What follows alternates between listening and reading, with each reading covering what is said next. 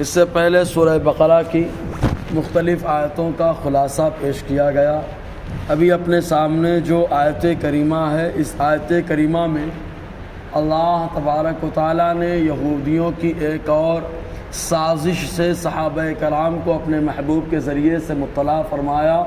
معاملہ یہ ہوا کہ صحابہ کرام کے ساتھ یہودی کچھ ایسے تھے جو بڑے گھلے ملے تھے اور اپنے آپ کو یہ بتاتے تھے کہ ہم لوگ تمہارے بڑے خیر خواہ ہیں، ہم تمہارے بدخواہ نہیں ہیں، اور صحابہ کرام سے گفتگو کرتے اور جو باتیں ہوتی جا کر کے یہودیوں کی بڑی جماعت کو جو شریر تھے اور خباثت بھی پھیلاتے تھے ان لوگوں کو جا کر کے بتا دیا کرتے تھے۔ اس طریقے سے صحابہ کرام کو نقصان پہنچاتے اور اسلام کے ماننے والوں کو پریشان کرتے۔ تب اللہ تعالیٰ نے آیت کریمہ نازل فرمائی، جس آیت کریمہ کے اندر اللہ تبارک و تعالیٰ نے ان لوگوں کے دلوں کی حقیقت کو اجاگر فرمایا۔ اللہ تعالیٰ ارشاد فرماتا ہے، ما یود الذین کفروا من اہل الکتاب، اور نہیں چاہتے وہ جنہوں نے کفر کر دیا اہل کتاب میں سے، یعنی تورات کے ماننے والوں میں سے جو کفر کر دیے، تورات کو بدل دیا اور عقائد اسلام کو ان لوگوں نے بدل دیا، تو وہ جنہوں نے کفر کر دیا وہ نہیں چاہتے، ولل مشرکین، اور نہ ہی مشرک چاہتے ہیں جو مکہ کے باشندے ہیں، اَيُنَزَّلَ عَلَيْكُمْ، کہ اتارا جائے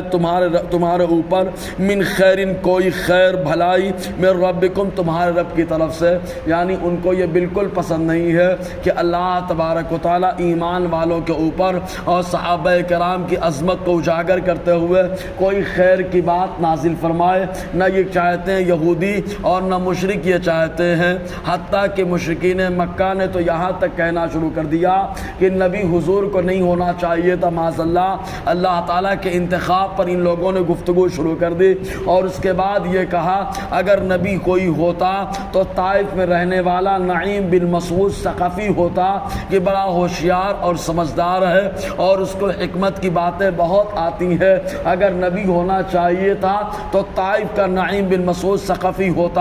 اور کبھی ان لوگوں نے یہ کہنا شروع کر دیا کہ اگر نبی ہوتا کوئی انسانوں میں تب ایسی صورت میں ولید بن مغیرہ ہوتا، اس لیے کہ ولید بن مغیرہ بڑا صاحب الرائے ہے۔ اس طریقے سے ان لوگوں نے بکواس کرنا شروع کر دیا تھا۔ تب اللہ تعالیٰ نے ان کی تردید فرمائی اور ارشاد فرمایا،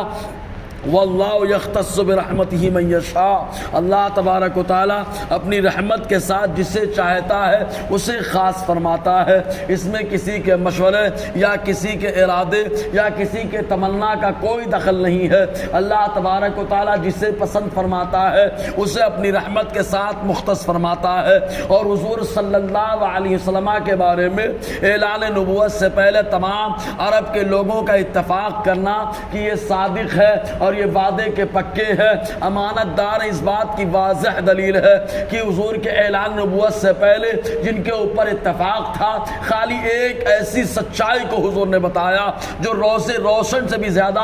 زبردست روشن ہے، اور وہ یہ کہ آپ نے خالی اتنا ہی تو کہا مجھے اللہ تعالیٰ نے اپنا نبی اور اپنا پیغمبر بنا دیا۔ اسی بات کو لے کر کے ہنگامہ کھڑا کر دیا کہ اللہ تبارک و تعالیٰ انسانوں میں کیسے نبی بنا دے گا، جبکہ انہی کا جملہ ہے ولید بن مغیرہ ہو سکتا تھا، نعیم بن مسعود ثقفی ہو سکتا تھا۔ جب تم ان کو مان سکتے ہو، ان سے زیادہ زبردست اللہ تعالیٰ نے اپنے محبوب کو حکمت و دانائی اور